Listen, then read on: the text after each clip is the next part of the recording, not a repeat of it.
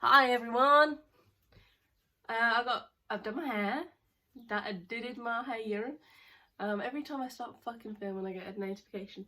Hi, I've got a couple of new subscribers, so hello. Really happy that you've subscribed, and I thank you for your subscription and your very kind comments. So I'm going to do a video really soon on. One of my subs has asked if I could do one on like kind of the most craziest cool or ridiculous, or even like the most kind of challenging call that I've taken. So I'll do a video on a couple of calls that I took around that. I'll have to plan that and think about what I've taken, and it may be like a repeat of some of the videos I've already done, but I'll put it all into one video to kind of do like a little compilation of that, which will be cool. But today I was going to talk about a robbery call that I took, and basically there's a difference between assaulting somebody and a theft, stealing something, and a robbery. So basically a robbery is when you use force or threaten to use force and violence in order to obtain something from someone, to steal something from them. So that's what robbery is. It can get quite confusing when you can get involved in which way round that happened. So for example, if you've stolen something off someone and then decided to run away and then run back and punch them, that's not a robbery, because you're not using that force to obtain or steal that item. So this call was a robbery where a bloke who was, I think he was probably late teenagers, early 20s, was walking home from his girlfriend's house, and he decided to take the back route through a park at night time when all the lights, you know, there were no street lights or anything like that. He thought he would take a quick detour because I think he was going to go to the shop on the way home. So he decided to cut through, and in doing so he noticed two hooded youths behind him, who were, I think he thought, were a similar age to him, if not a bit younger, and they had their hoods up and their faces covered. And this was before COVID, so before face masks etc were normal. And they approached, well, not that it's normal at night time, but anyway, when you were outside, but they approached him, and he could feel them walking up a bit like faster behind him. So he obviously turned around and saw them and carried up on his speed, and then they started to kind of jog and get a bit closer up to him and said, "Oi, what have you got? Give us your phone."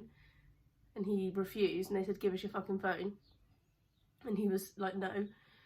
And then they ended up punching him in the face and grabbing his phone off him. There was trying, you know, a bit of a tussle there, that they were trying to get it off him, but I think he proper kind of stood his ground and held on to it pretty hard. And he was shitting himself, quite rightly. I think he thought he saw one of them go to his waistline to see if they were gonna, you know, I think he thought they were gonna pull out a knife or something, and luckily somebody had walked past that stage, or had been in the distance or something, and it spooked these two blokes, who then legged it. He obviously then phoned 999 on his phone, and he was extremely calm. It was really interesting. Excuse me, who was coughing? He was extremely calm on the phone, and I think he may have been in the shock of it all. So he was explaining to me what had happened, and I had made sure that he was safe and there was nobody else there. And I told him, "Where are you going?" He said, "To the shop." I said, "Well, if that's closer than your home, then make yourself go, you know, go there straight away, because it's at least it's a public place and there's more people around and you'll be safe."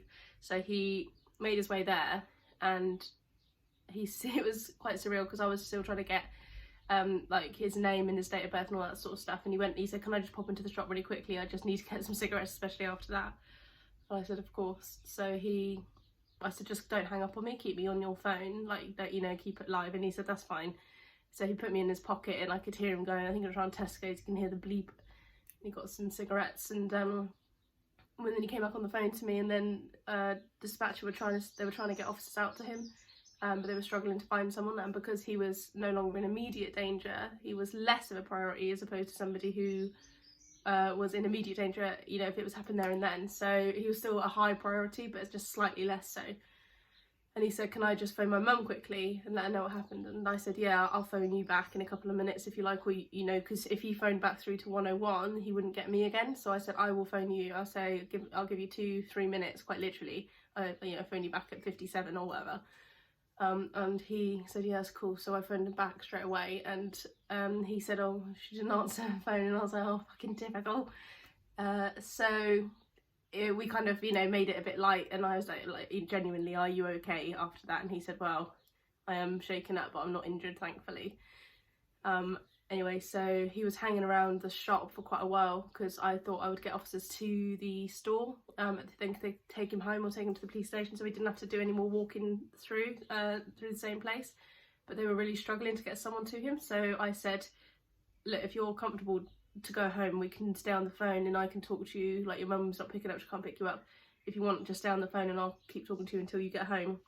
He said, no, I've calmed down quite a lot now. He said, I'll take a wider, you know, like more open route home, and I will walk that way, and if anything happens I'll let you know. And I said, well, just phone 999 if you know, if you come across anyone again, or if you see them, or if they don't see you, just phone us on 999. I said, I'm more than happy though to stay on the phone until we get you home. And he said, no, I'd rather not. And I said, okay, fair dues. So he then got home, and officers went and saw him and debriefed him, and it went from there. And I don't know what happened after, but that was one robbery of many that I've taken as a call taker.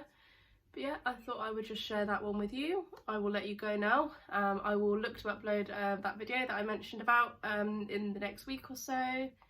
And if you have any questions or requests or want any advice, not that I'm like the fountain of knowledge, it's just I can give you advice on my experiences and what I've dealt with and what I know. So yeah, thank you for watching and take care, and I'll see you soon. Bye bye.